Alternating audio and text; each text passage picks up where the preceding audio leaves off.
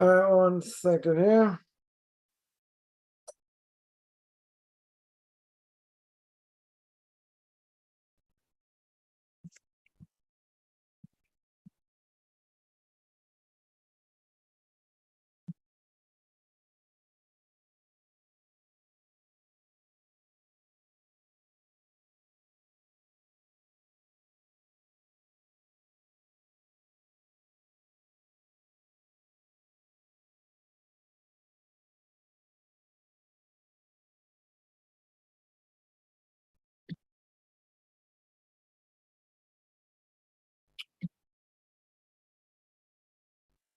Hmm.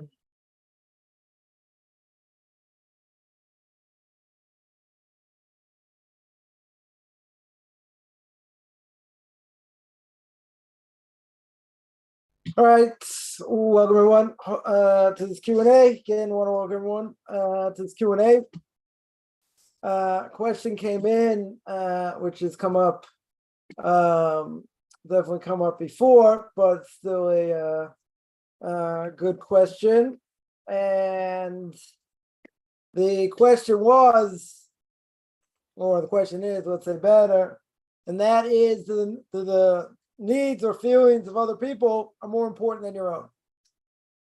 Yeah, what is considered the right behavior, right? That is the question. So the Mishnah in Sanhedrin says that says Bishvili Nivra Olam. Says, for me, the world was created. I.e., for me, and seemingly for no one else. So what does that mean? It means my life comes first. Now, if a person's life is in danger, famous case of Rabbi Akiva, 2 people in the desert, they have a flask of water, and if they share it, they'll both die. So if one person takes it, is he liable? Because if he takes it, he'll survive. Right? All right, so maybe say he should give it to the other person. So the Gemara there says, who's to say his blood is any redder than mine? Your life comes first. Right? So now, what does that mean? What does that mean in general, that a person's life comes first? So, priority, it's a choice between you and someone else for something. So you can say, well, I'll give in to them. I'll let them have it, whatever it may be. Okay. There's a person, could they sacrifice their life for someone? You see people do, or it happens. You see in war. Someone's willing to give up their lives or sacrifice themselves, but to save other people. Right? That's another issue. It's really a different issue. Why? Because that's putting your life in danger. Right? So that is the whole question: am I allowed to put my life in danger?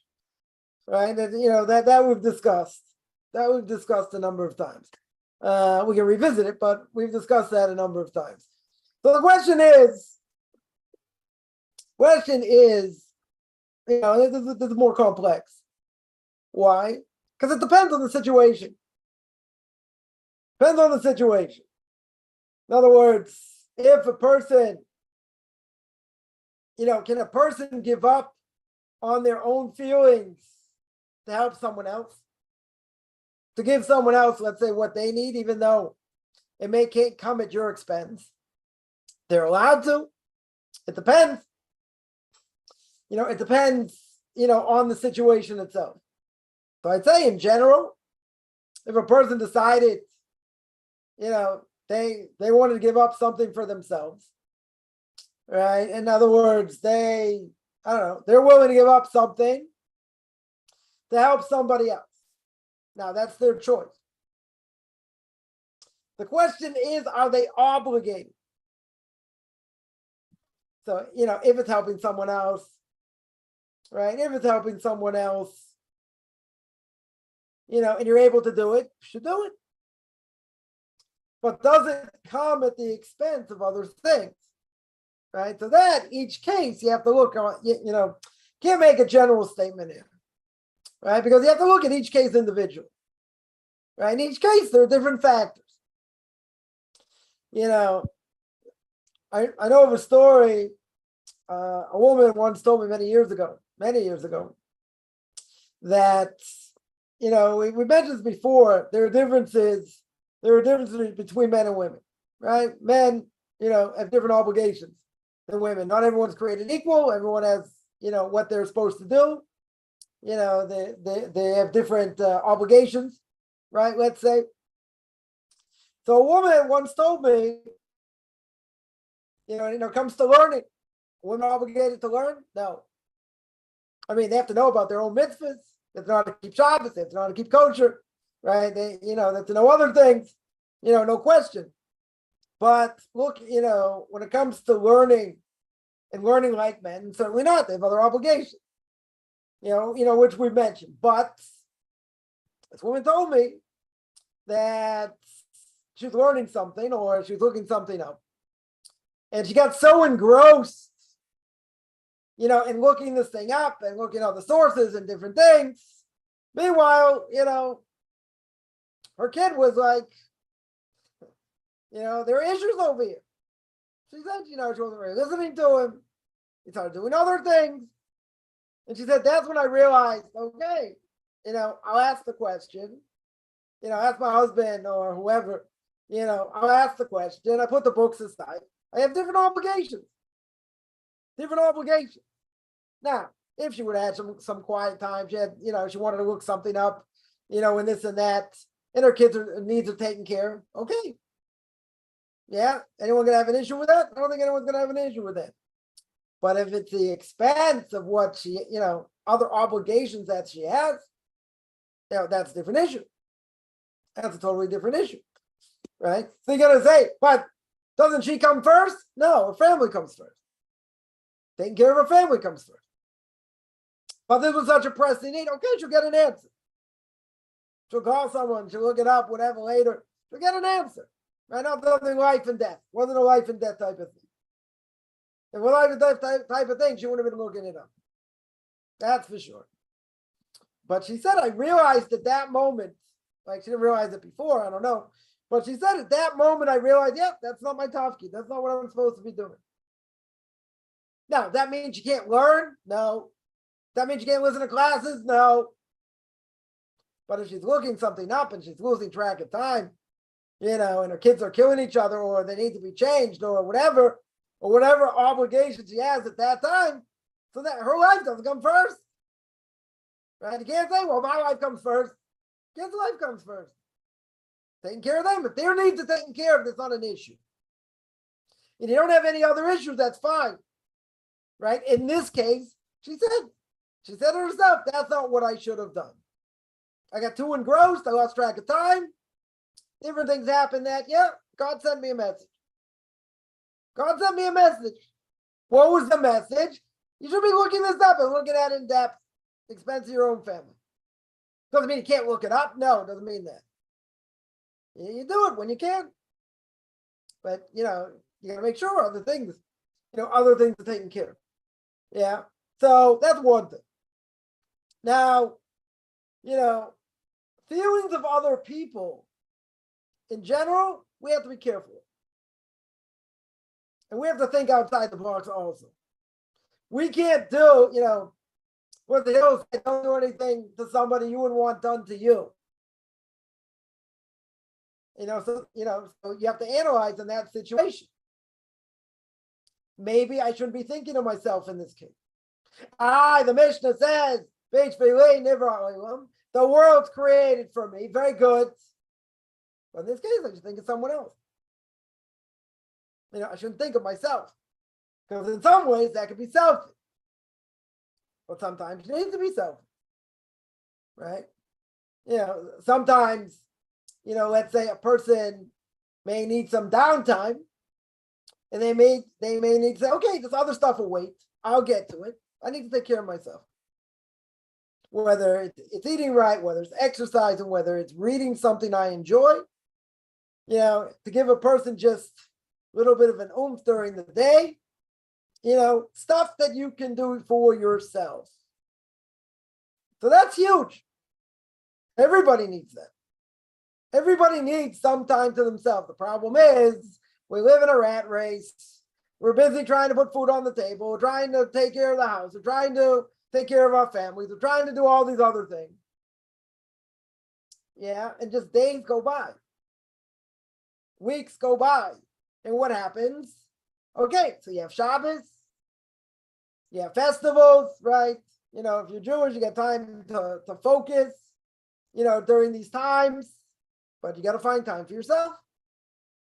That's not being selfish. That's taking care of a person, right? That's, sometimes it's just, there are too many things. I know of a number of stories, people just, they have a lot of things going on at once, which happens a lot, right? There's too many things. Too many things, it's overload.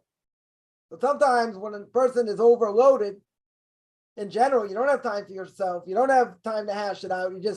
You're busy with this, that, and the other thing. What happens? You break. Snap. A person could fall into depression. A person could have a breakdown. They're just put in a situation. They just, for different reasons, they can't handle it. They could be tremendously emotionally stable. Now I'll put on my psychology hat here. They could be tremendously emotionally stable, but the problem is too many things hit at once. And then you feel like you're crunched, you're suffocating, you can't get out of it. So what happens? Person breaks. Now, it doesn't necessarily mean they have to have a breakdown, per se, but they may need some outside help in order to deal with what they're, in order to deal with what they're going through, which definitely may not be an easy thing. So that's not being selfish. That's, take care of yourself so you can help others. Right? So that's pretty crucial.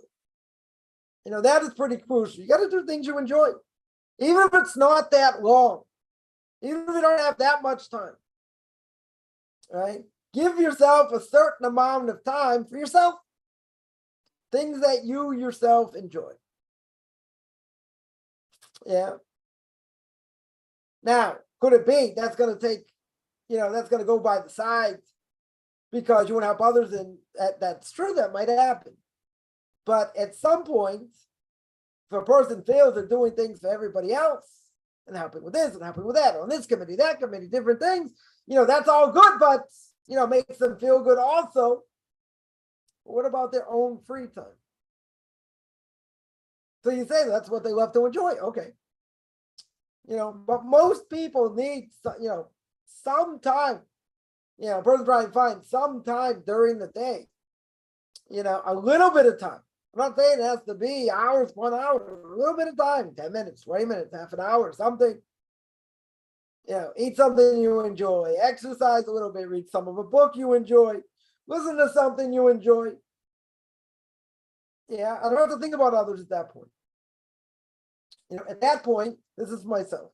This is what I do for myself, right? And that's good. Why?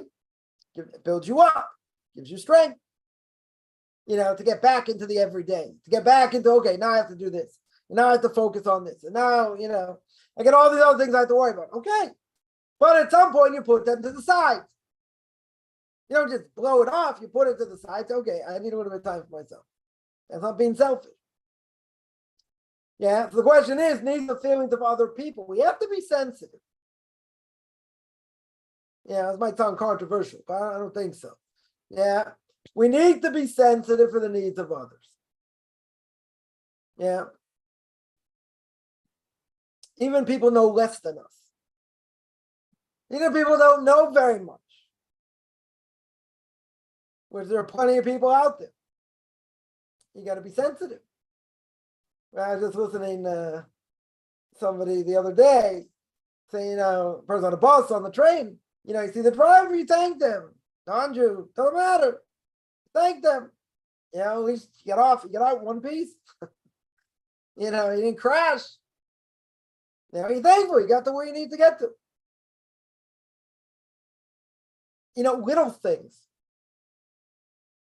Like even here, Like, even here in Israel. So, you got to deal with Arabs. They, a lot of Arabs workers, working all kinds of things. Work in a supermarket, work in other places, whatever it is. So listen, you know who they are. They know who you are. There's a lot of bad blood, let's just say. But at the same time, they help you. You should thank them. They may think in the back of the mind they want to kill you. Okay. Yeah, at least here we know who the enemy is. So in that sense, okay, but you can still thank them. You don't have to be obnoxious to them. No mitzvah, to be obnoxious to them. If they help you, you should say thank you. It doesn't matter what they think in the back of the mind. Right? It doesn't matter. They're helping you. So you should thank them. Sometimes, in order to get things done, right, you deal with Arabs, you got to speak to them in their language. I'm not saying in Arabic. You got to speak to them in a language they understand. Yeah, I might be speaking to them gruff, getting in their face, different things. Okay. Sometimes that needs to be done.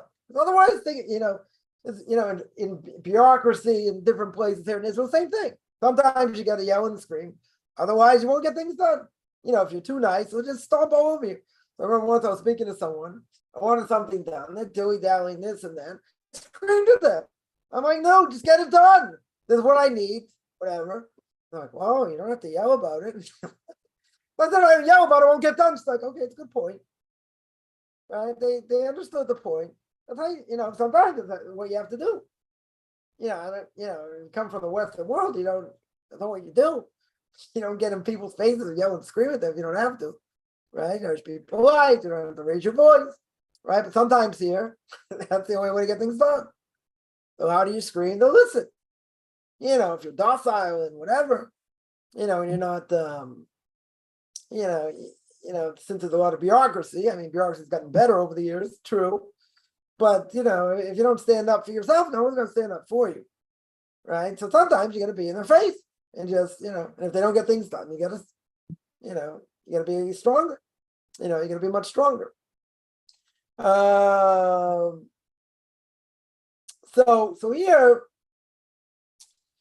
here, needs and feelings of other people matter. Now, there's a question here. What if they don't care? What if they're insensitive to your feelings? Oh, that's a good question. It's a very good question. Why? Because why would I want to be nice and sensitive to someone else if they don't do it to us? If they don't reciprocate? Yeah, and what's the simple answer? The Torah says, I'm not allowed to bear a grudge. I'm not allowed to take revenge. If I say, well, you raised your voice and you said this and, blah, blah, blah. I said, yeah, I did it because it's what you do. And it's how insensitive you are. That's wrong. That's taking revenge. That's saying, because you did this, I'm doing this. Now, the question is, most people aren't going to like the answer, but the question is, they're insensitive to you. In many ways, let's say they're insensitive to you. So what do? Should I help them? Do I have to be sensitive to them? Why do I say you're not going to like the answer? Because the answer is you should be sensitive to them anyway. Right? What do people say in general? You got to be the bigger person. Anyone ever hear that? I'm sure everyone's heard that. You got to be the bigger person. I can't even tell you how many times I've said it. I've heard it. I don't really say it so often, but I've heard it a lot. You should do this because the other person won't. You have to be the bigger person. So you know what my answer was? My answer was, if I want to be the bigger person, I'll be the bigger person. If I don't want to be the bigger person, I'm not saying I'll be insensitive. I'll do what I'll do. Now, that's probably the wrong attitude. The right attitude is, yeah, so what? People are insensitive. Yeah, does that mean I have to be insensitive? But they don't care what you have to say, right? And they'll make fun of what you say, right? Isn't that frustrating? Oh, yeah, very frustrating. You know what? I have to go in one ear and out the other.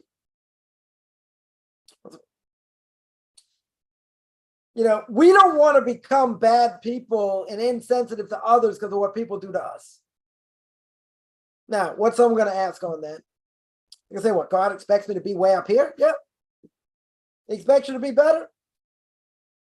He doesn't expect you to get in the mud with other people. Now, it doesn't mean you don't have to defend yourself. Doesn't mean you don't have to give mussar, to give rebuke. Different things that, you might have to say things. You might have to, put someone in their place sometimes, maybe. You have to be careful. But I would say, and even though it's going to be a hard thing to do, that even if someone's insensitive, you have to be sensitive to them. Is that impossible? No. Yeah, I think if we do it on a regular basis, I think the Messiah would come much quicker. It's a very hard thing to do. Why? Because a person can say, I don't deserve to be stamped on. I don't deserve, get hit, slapped upside the head. True. We don't deserve it. Do people do it? Sure. Could be kids, could be parents, could be siblings. Could be. Could very well be.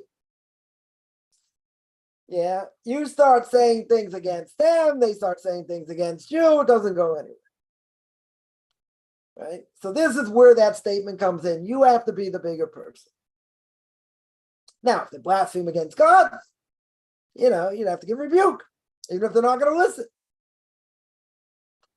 Or you don't talk about these things. But what if you get hammered? What if people get, say, oh, you're a stupid religion and this and that. So then you got to make a decision. Either you're going to speak to me, in a proper way and not speak about religion, or go speak to someone else. Does the person have to be abused like that? No. Not at all. When it comes to family, it's harder, especially if it's parents or it's siblings or whatever. You know what? Sometimes the best communication is no communication. That's not very popular to say, but it's true. If I just heard a story recently. Someone became religious. Has 3 brothers, and every time he came home, they hammered him. They just hammered him about religion. So listen, if you want to have a relationship, we won't talk about religion. If you want me to come back here, don't mention this topic. Whatever I do, I do. You don't have part of it, don't have part of it. You're going to sit there and nitpick and make fun of me? I'm out of here. You will not have a relationship with me. You laid down the law. That was it. He said, if you want to have a relationship, these are the guidelines. You don't want to have a relationship? Okay. He said, I'm willing to have a relationship, but there are certain guidelines. Who says you have to be a, what's the word? You have to sit there and get smacked upside the head. Right? But it is a hard test. I've had it, still have it on a regular basis. Very hard. There's no question. Very hard. Someone who could care less what you stand for, what you believe in, sometimes, will belittle, or let's say a lot of times will belittle you in different things. That's hard. But you have to show respect, because if you don't show respect, they're going to hammer you more. Oh, what are you getting so angry about? What did I say? It's hard. It's hard. The older you get, I would say the easier it gets. Why? Because now you have more wisdom, you have more understanding, where, you understand where it's coming from. It's coming from a place of insecurity. It's coming from a place where they think they're being judged. It's coming from a place where you understand they have a 25 IQ. That's where it's coming from. But you'll say it's still painful. Okay. Still painful. It'll be less painful because that has to be your mentality. If you don't have that mentality, then you're going to get crushed every time. Right? Especially if a person's sensitive. Yeah, because if they're sensitive, they take things to heart. That's harder. That's very hard. So the only way to deal with it, even if you are sensitive, is to realize where they're coming from. A, B, you have to think like they have a 25 IQ. They have no understanding of nothing, which they, in this case, in Judaism or spirituality, they don't. And third of all, you have to see that it doesn't matter what they say. And you're just gonna go like this. You're gonna go bink. You're gonna knock it off. Why are you gonna knock it off? Because you understand the bigger picture. And as we always said, when you understand the bigger picture, it's a different ballgame. it's a whole different ballgame. That's the way it should be. But what's the hard part? What's the hard part? The hard part is that it's just hard to hear this on a regular basis. Because all you want to do is just scream at them and say, you idiot. Like, my dead grandmother could have given me better explanation than that. You don't know anything, you buffoon. You want to say all kinds of things, just shut them up and make them, I was telling someone the other day, I had someone tell me, like, there's no such thing as mayonnaise that doesn't have milk in it. I'm like, okay, but I can show you mayonnaise that does. That's parv. There's no milk in it. I said, there are plenty of them on the market. This person was convinced me on the shadow of a doubt. What do I know? I don't know anything. Okay. Wanted to put me down. There's no such thing as parv mayonnaise. I said, would you like to read Hellman's ingredients on the subject? Would you like to read other companies that are parv? You moron? Making me look bad because they don't know anything. There's no such thing as parv mayonnaise. Come on. I have to sit there and take it? No. I was very nice though. They said there's no such thing. I said, well, there's mayonnaise on the market. You might be shocked. It's a good thing you're sitting down. I said, you might be shocked. There's actually mayonnaise that has no milk in it. Doesn't have milk in it. He's like, no such thing. Okay, I'll go home. I'll get some elements. I'll show you. It's parv. Parv means no milk in it. We're going to tell me the company's lying? Maybe. But the good thing mayonnaise is parv because you put it on a lot of things that have meat in it. Why it's parv? Could there be milk in mayonnaise? Sure, why not? But you hear the statement? All milk is mayonnaise. Oh, sorry, all mayonnaise has milk in it. Not true. But what was behind what the person's saying? What's behind the person saying is making fun of kashrus. At the same time, he's making fun of me at the same time. Okay? Could I have flattened this person with like a pancake? Sure. In 35 seconds, not even. I said, there's I beg to differ. This mayonnaise doesn't have milk in it. It kept, this person, okay. His head was hard as a rock. It didn't penetrate. So I said, there's kosher mayonnaise that doesn't have milk in it. I'm telling you. I keep kosher. I know. This is an easy question. I know. You got Hellman, you got other, you got plenty of other companies that, certainly that are kosher do not have milk in it. I didn't say there's never mayonnaise doesn't have milk. Kosher mayonnaise could have milk or could have milk. And if it's parv, it means it doesn't have milk. You say, boy, you come in contact with a lot of interesting people. Yeah. And I got a big mouth. So it's like, it's one of my major tests in this world, not to just say, come on. Are you serious? Like, I did tell somebody because, I got under my skin a little bit. I'm like, come on, that's the best you have? I said, you can't come up with any better than that? I said, that's your best shot? I said, I got people who grew up as non-Jews got better questions than that. Like, come on. Go on, give me your best shot. Yeah, you don't necessarily want to do that. Right? That just gets you evil inclination. And then, then what happens? When you start calling people names and there's Russian horror, yeah, it's bad. Right? It's better not to say. Right? It's better, answer their questions, ignore their questions, and you move on. But I agree 150%. When someone is not sensitive to your needs and your thoughts, and they can say whatever you want, and you don't have the right to say anything back, that is hard. That is very hard.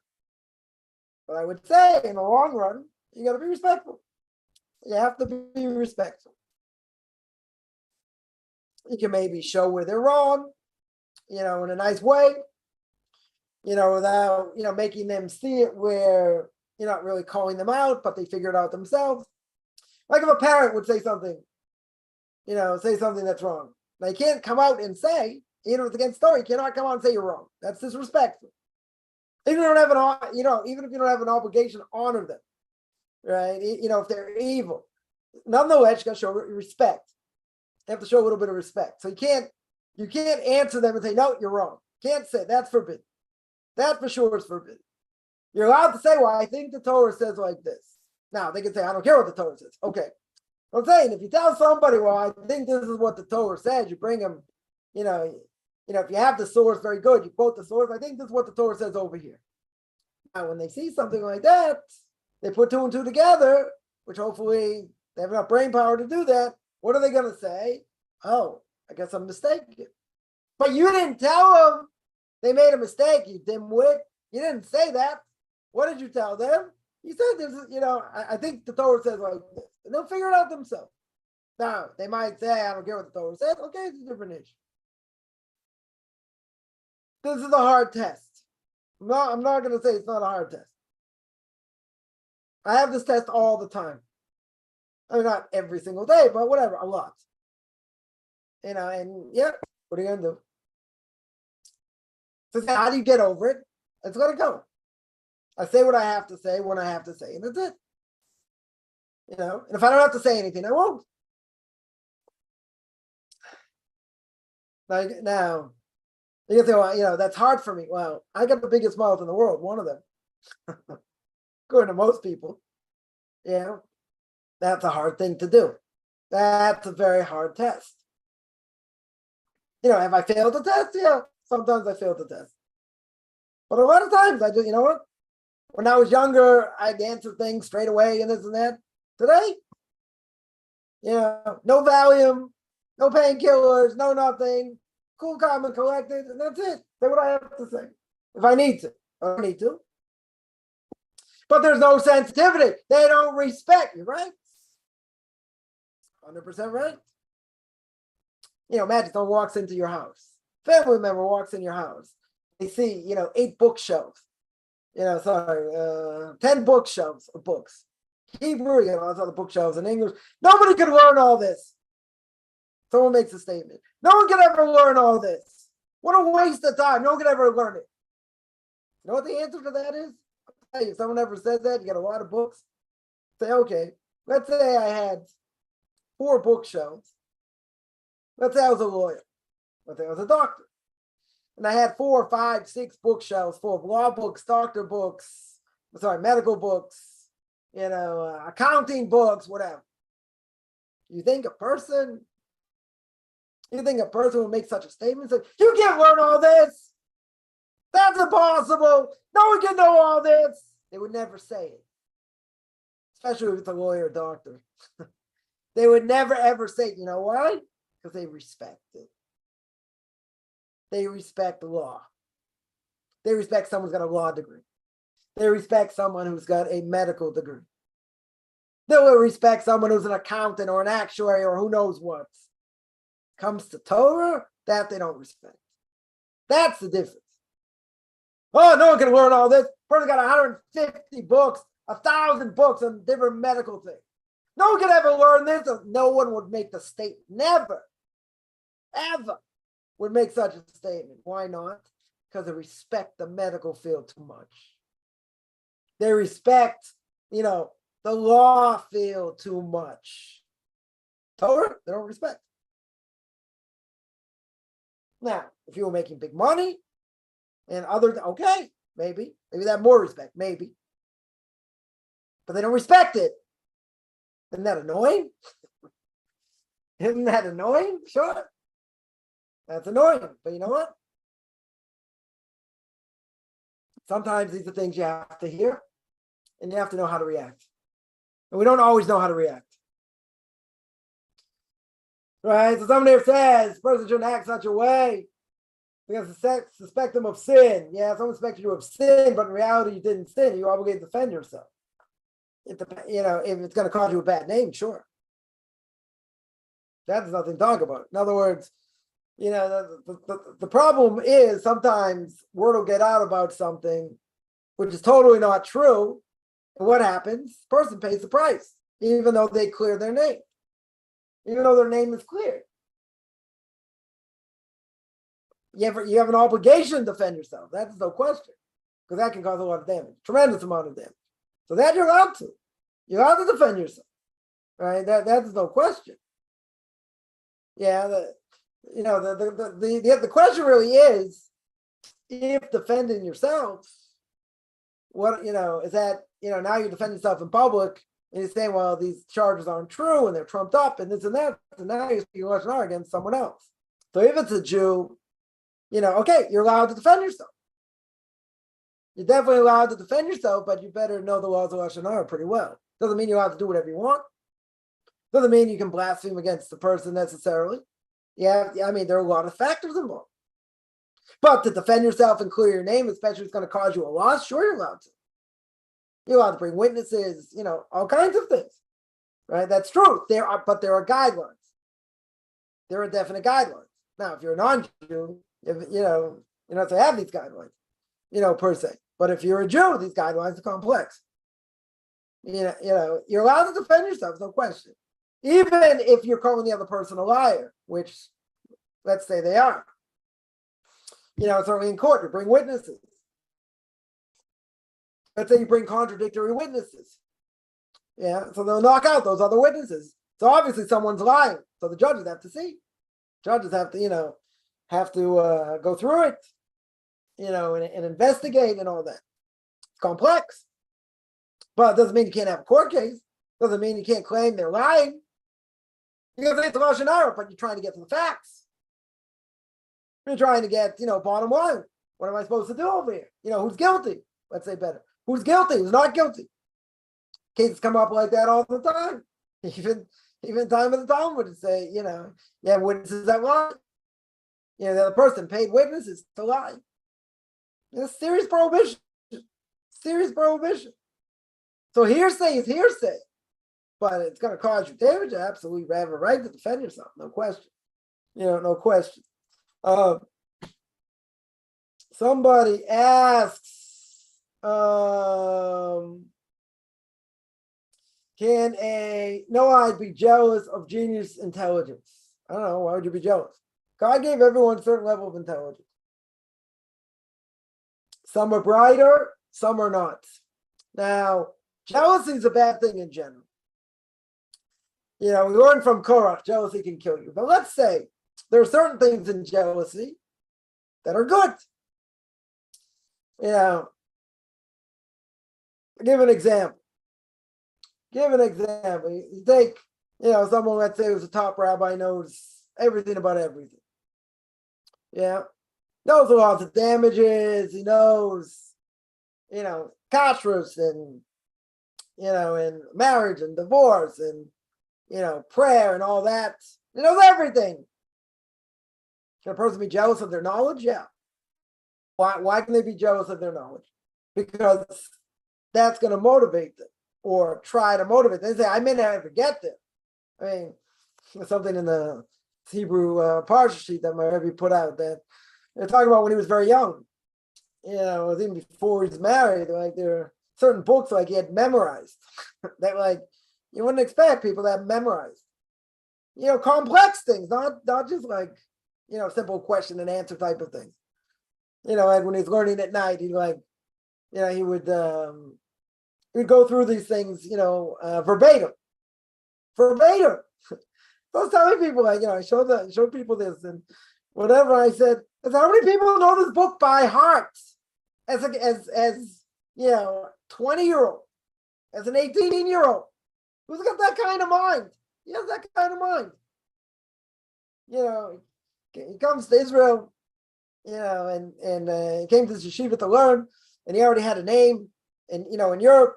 So one of the rabbis in the yeshiva said, okay, you stand up by the beam in the middle, you let people ask you questions all over. So he said, fine. People started asking him questions all over shots, all over the thumb, and he answered like this. He wasn't that old. Was not that old. Am I jealous of that knowledge? Oh, yeah. Am I ever going to close to having that knowledge? No. Not the encyclopedic knowledge he has. But you know what? It gives you something to strive for. That type of jealousy is good. You see people, put out books and other things. And yeah, that type of jealousy can motivate a person. Would I be jealous of someone who's got who's a genius? I would, I wish I had certain knowledge, wish I had certain brain power, different things, right? Could be I don't utilize as much as I should, like most people, could be, but that can give someone inspiration. If it's going to cause you to feel like, oh, I can never learn, oh, I can never do other things, I'm never going to have that kind of knowledge, so why bother learning? And it's just too hard. A person could give up. That's true. That's why people are against reading these biographies of great rabbis, what they call Gedolim books, in English, because, a lot of these books make these great rabbis think, they came out right and responsible when they were like 2 years old, or like from the womb, and like they never had any trials and tribulations. They just hadn't learned and learned and learned, never had any issues. Right, it like makes them like almost not human, right? And so some people would say you can't read books like that because they don't exaggerate, they're not lying, but like these are different type of people. So some people would get, what's the word? They get, they wouldn't feel good about it. They're gonna say, well, look at this person, and look at me, and I could never reach that anyway. So like they give up. They give up hope at the very beginning because it makes them look like they're not humans. It makes them look like they're angels. We can't relate to angels. There's no concept what angels are and what they do and this and that. There's no concept at all.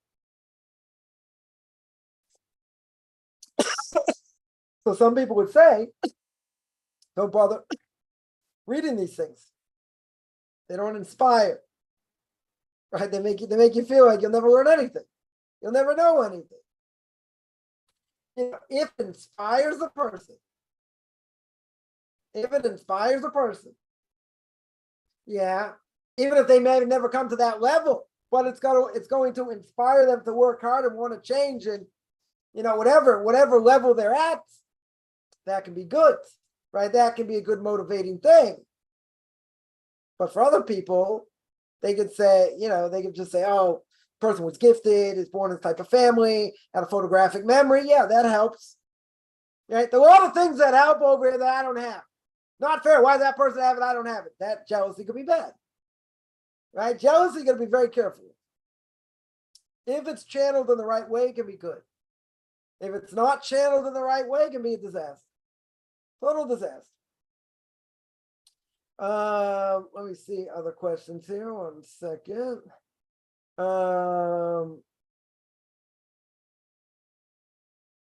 Someone asked, and actually we'll combine these questions. Someone asked, why is it so hard to get to heaven? Yeah. And someone else asked, doing repentance says in the law, doing tshuva, according to the laws of Chofetz Chaim, says it's not so difficult, it's not impossible. Right? Stop talking Lashon Hara, others be forgiven. So let's understand both things. The Ramchal says in Derech Hashem that we're in this world to toil. We're in this world to struggle. Now, if that's true, then we can get distracted. So says the Ramchal over there, we mentioned many times, the Ramchal says you can be in this world and get distracted. Now, getting distracted is not good. Definitely not good. So there's a minimal level, the Ramchal says, how a person gets to heaven. But think about it. For a Jew, you get 613 commandments. Now, probably less than half of them you can do. A lot of them won't apply if you don't live in the land of Israel. A lot of them, you can't do because we don't have a temple, right? We don't have a temple in Jerusalem. So you say less than half, but even if less than half of 613, there are still many things that have multiple layers. Multiple layers. I'll give an example. I just learned something this morning, or maybe middle of the night for most people, that the Torah says in book of Exodus, chapter 20, one of the 10 commandments is lo sachmu. You're not allowed to covet. Not allowed to covet one's property, another person's wife, different things. Now, what happens what happens if you convince someone to sell something? They didn't really want to sell it. But you shepherd them and you hammered them. You kept hammering them to buy it. So fine, they say, fine, here's the price, I'll sell it. And you buy it. Now, when you buy it, you gave them money. A check, a credit card, whatever. You paid for it. The fact that you paid for it, some people would say, the prohibition of lo sachmod still applies. Yeah. Coveting you might say, maybe if I give money and I pay for it, it's not coveting. Only if I don't pay for it, only if it's in my heart, then I don't do anything about it. Right? Even though you do desire it. Yeah. Others say no. Even if you give money, because you convince them to sell it. So even if you give them money, guess what? Even though they sold it, you still over Torah prohibition of coveting. Yeah, so there are a lot of different levels over here and a lot of different mitzvahs. So it makes it hard, makes it much harder as a Jew, no question. So a Noahide has it easy, even though there are prohibitions that a Noahide will be liable for death penalty. That's true. But most things are not liable for death penalty. Yeah, so if they repent, very good. So it's easier for them. For a Jew, it's hard.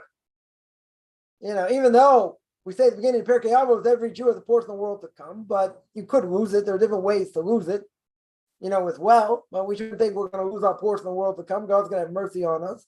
But at the same time, guess what? Still have to work hard. There's a lot to do. It's harder, right? It's definitely harder. So why does the mission say every Jew has a portion of the world to come? Because that's what God wants. He wants us to have a portion of the world to come. He doesn't want us to be evil. He doesn't want us to have bad thoughts, speak Lashon Hara, different things. Very true. Very, very true. At the same time, we're in this world to work. And it's hard.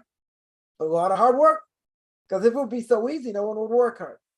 If we didn't have trials and tribulations, guess what? Everybody would sign up over here. So we say in our prayers in the morning, don't bring me to trials and tribulations. But if you don't have trials and tribulations, you don't grow. You will not grow spiritually. Seems like a contradiction. The reality is we have trials and tribulations. God gave us the ability to overcome them. Is it easy? No. Are there a lot of different levels over here for many things? Yes. A lot of different things. So why does he make it so hard? Because life is hard. Because the mitzvahs are hard. And you're going to live at a high level.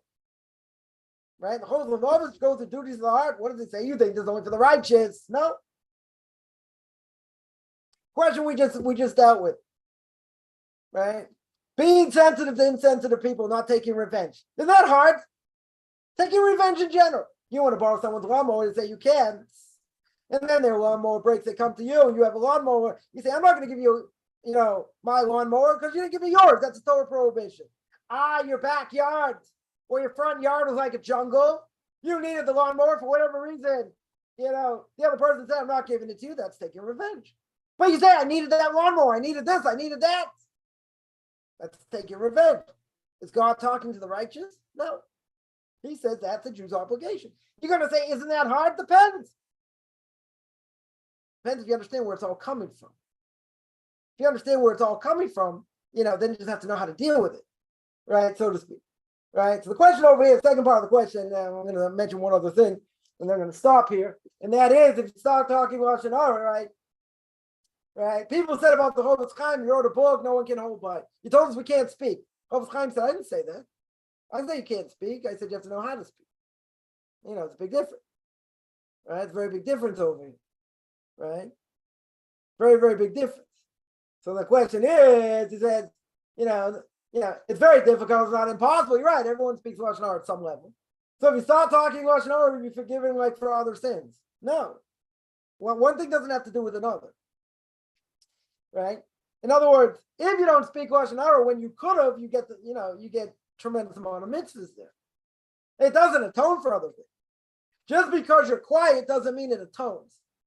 Right? Don't make that mistake. It's a huge thing. Right? I'll give an example.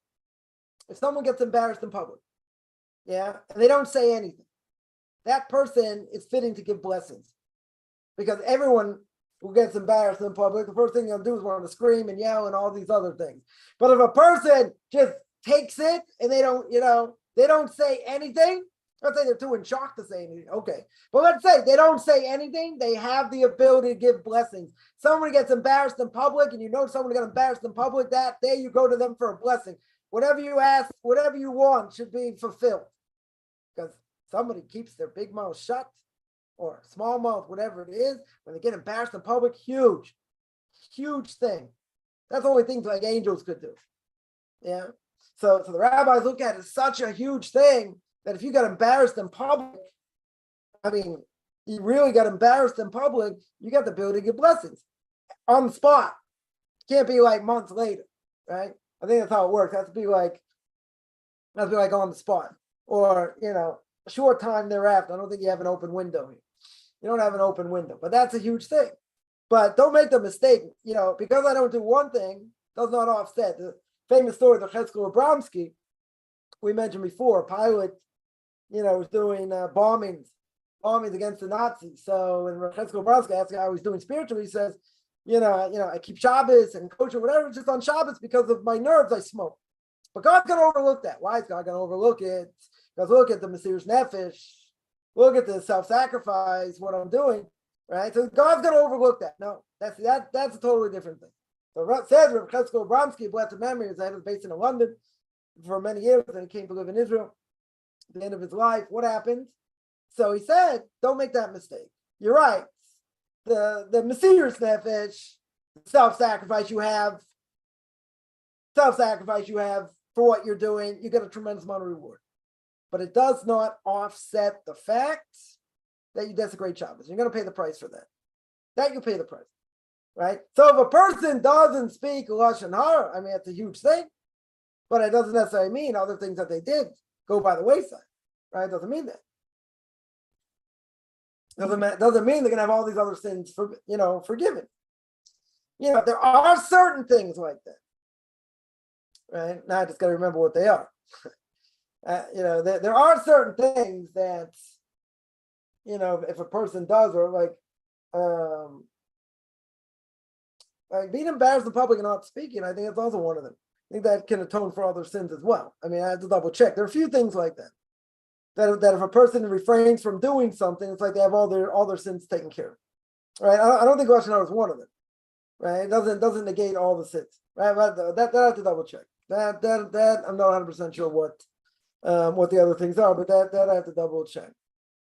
I pray to Hashem to be a genius or be super strong. Yeah, you can pray for great knowledge, for stronger knowledge. But whatever knowledge a person has, God can open up doors, not necessarily make them a genius. But they said Rabbi Chanan, Hashem Yikam Dam, a famous student of the Chofetz Chaim, Rabbi Chanan Wasserman, head of the Yeshiva in Baranovich, he said on himself he had average intelligence. So they asked him, so how'd you become so great, in learning? So he said, Hasmada. What is Hasmada? Constant learning, constant review. Person doesn't have to be a genius to be a big rabbinic scholar. And most rabbinic scholars not start out as geniuses. A lot of them are like regular kids, bouncing off the walls, different things, and and only later, became great. They weren't great all the way. I mean, there are some, you saw their genius, when they were much younger, true. But a lot of them had average intelligence. But they worked and came later. But they had trouble, they had trouble learning, at the beginning. So, being a genius helps. That's true. Having a photographic memory helps. Not going to deny it. It definitely helps. But most people are not necessarily in those categories. So that doesn't mean a person can't have it. Doesn't mean a person cannot have, a person can't be a great rabbinic scholar because they're not a genius. Now, I would say a person has, below average intelligence, then it might be miraculous, for them to be a rabbinic scholar because they're, they're lacking certain things. I'm not saying it's impossible. Well, obviously, someone's mentally challenged, that's a different issue, but we do know, people that are autistic have a high level of knowledge. very high level of knowledge, even though they have social issues and other things. They can have huge level of knowledge, no question. But that's a different thing, right? That is definitely different. That's definitely a different thing. I'm going to stop here, but I want to mention one thing that I am toying with at the moment, and we'll see by interest. There are two tracks I'm working on right now. One is setting up for a limited number of people, one-on-one mentorship, one-on-one spiritual coaching, i.e., people dealing with, I don't know, all kinds of spiritual issues, how to get into, prayer, deal with, bitachon, emunah and bitachon, deal with, family, friends, other things. I mean, not a psychologist, not playing a psychologist, but, through what I know in Jewish philosophy, and different things. So I've been able to help people over the years. So I'm toying with the idea of starting a mentorship program for a limited number of people, one-on-one and as a group, right? In other words, let's say once a week, have a private group, and I don't know, deal with whatever topics that people want to deal with. So, I'm throwing that out there. I'm going to see where it goes. Probably going to send some things out in the near future. So if, anyone's interested either, in either, I just want to see, people can text me or put it on any of my posts. If anyone would be interested either in something, one-on-one, it would be like once a week, let's say for an hour, or in a group, once a week for, an hour. Obviously, a group is more, I would say, would be more in general. One-on-one would be more whatever issues that people wanted to, deal with, let's say in private, or something like that. So anyway, I'm toying with this idea and trying to figure out exactly how I do it. But, anyone interested in either, should let me know, either they're interested in one-on-one, or they'd be interested in the group setting, just so I can, get a feel for that. And I'm now gonna at least attempt to spread my wings a little bit, some other things. But I see there's a tremendous need for, whatever, Jews either coming back to Judaism, non-Jews coming, that either going to be Noahides, or in the process of conversion. Just a lot of issues, to deal with. I mean, we handle a lot of things in general, deal with things in private also, but I am throwing that out there, as an idea that, I definitely think there's a need. I just want to see how much of a need, and exactly how I would definitely, work that out. So, anyone interested, like I said, send me a text, put it on one of my posts. I might just put a post out there anyway, and just, and just see, and then, I'll take it from there. So I'm going to stop here. I do this every Tuesday and Thursday, 10 o'clock Eastern time, 5 o'clock Israel time.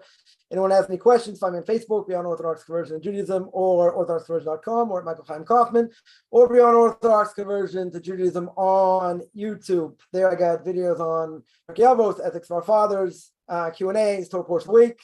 Otherwise, you can send me an email, rabbichaimkaufman@gmail.com, RBBICHIMCOFFMAN @gmail.com. Wishing everyone a good beginning of the day, middle of the day, or end of the day, depending